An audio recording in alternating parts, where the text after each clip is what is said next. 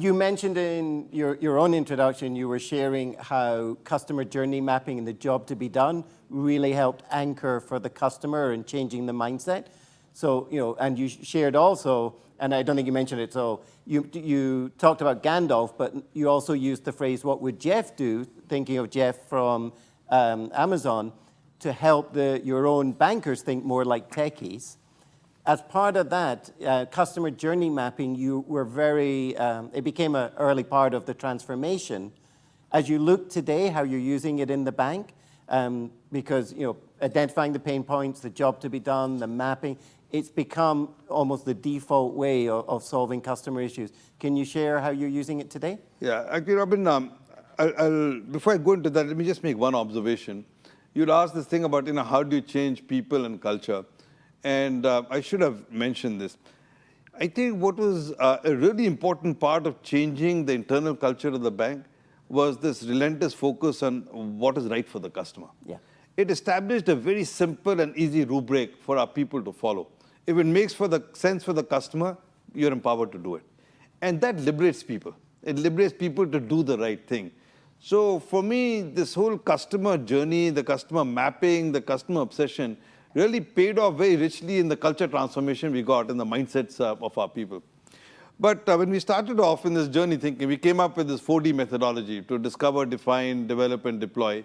We taught our people on how to do this journey mapping. In fact, our board and our senior team, 250 of us, one year, we spent 2 whole days at our retreat offsite teaching everybody from the board down on how to do this, how to do observation, how to do journey mapping, how to work it backwards into outcomes. We spent a lot of time learning the art of observation, the discover of this process.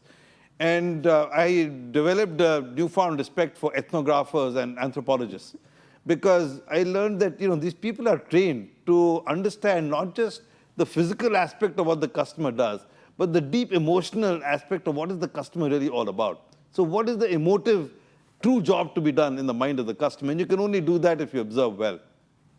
Very early, we also then figured, which we put into practice, that increasingly much of our customers' interaction with us happens in the digital world, the digital platforms.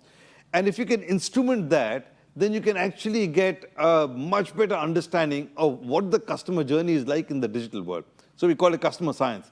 And so we started really perfecting this art of instrumentation and tracking customer movement. So I know at any point in time, because the big screens, where are customers congregating, what's taking them time, where is the pain point, where do they tend to get stuck, where do they fall off. So we observe them in the real world.